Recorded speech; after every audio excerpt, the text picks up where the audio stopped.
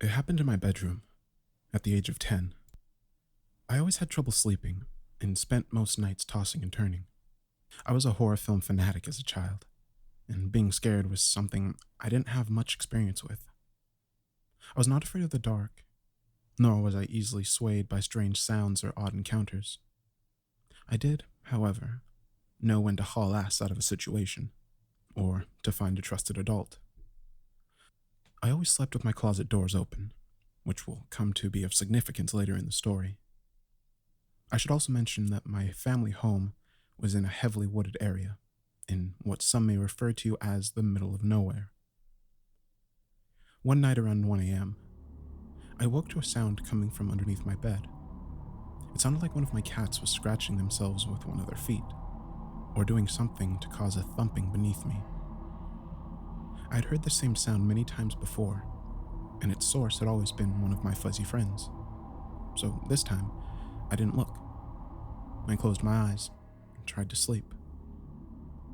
I turned over onto my left side, which left me facing the wall against which my bed was pressing up. I heard the sound again, and thinking it was the kitty directly beneath me, I said good night, as I was able to fall asleep once again. The next time I awoke, it was to a surreal and shocking scene. The sheet and comforter of my bed were no longer covering me. I saw a man standing over my bed, poking me with his finger, and the way in which he did so was truly horrifying. It was not the way that a child would poke a friend in jest. It was as if he was touching another human being for the first time, exploring the sensation of the tip of his finger, jabbing at flesh. What I saw was so unbelievable, so impossibly strange that I believed I was dreaming. I tried desperately to wake from my nightmare, to no avail.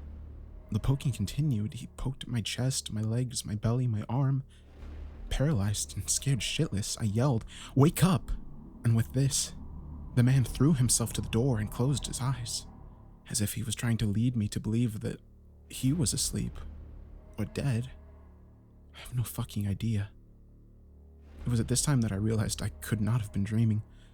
I somehow found the ability to move and jumped from the top of my bed over the man laying on the floor next to me and ran towards my parents' room. When I got to their bedroom door, something came over me. I told myself that this was all impossible, that there was no way that a person could have entered our home without breaking in, as we'd always kept every door and window locked at night. I had seen many strange things in my home whilst either falling asleep or waking up. By the third or fourth time, after speaking to my mom or dad about it, I knew that this was my mind playing tricks on me. Plush toys do not have the ability to turn and whisper into each other's ears. Don't ask why, dear reader, as I have no explanation to offer you, but I turned away from my parents' bedroom door and decided to hastily check the house for a break-in. What I found was that nothing was out of the ordinary. No broken windows or locks or busted doors, nothing. I assured myself that I had been dreaming or hallucinating, and blamed my obsession with horror for this. I made my way down the long, dark, and narrow hallway to my bedroom. I peeked inside, and saw no one. I turned on the light, got down on the floor just outside the doorway to look under the bed. Nothing. I proceeded to check both my windows for a sign of break-in, which were not present. Both windows were closed and locked. I knew it. I was totally seeing things. I crawled back into bed and decided to watch some TV in order to calm myself down and distract from the thoughts of the scary as hell dream or hallucination I just had. I turned on the TV, flipped to a channel with a seemingly boring program. This always helped me become sleepy, and put the remote control on my bedside table. I was lying on my right side, facing away from the wall that I had mentioned previously. As I lay there, my eyes began to adjust to the dark room with the faint light from the TV screen. And just beyond the TV, I saw something that made my heart sink into the pit of my stomach. Inside my closet, with one of the doors now slightly closed, I saw the man standing perfectly still, facing the wall, hiding, waiting for me to fall asleep, I imagine. I couldn't breathe, I couldn't move. I sat and stared at the man in the closet for what seemed like minutes, but what was likely only a few seconds. I quietly got out of bed, hoping the man wouldn't notice, and that my dad could catch him hiding in the closet. I once again made my way to my parents' bedroom door, still remaining as quiet as I possibly could, and went inside. I shook my dad and my mom at the same time, and when they awoke, I said, "Shh, don't make any sound. There's someone in my closet." My parents both jumped up and said, "What?" I repeated myself and asked them to please call 911. My mom immediately picked up the phone. Neither of my parents doubted my claim, as I had always been honest and forthright. They both knew that there was no way I was making this up, or that I was mistaken. I'm sure that the look I must have had on my face made it clear that this was really happening.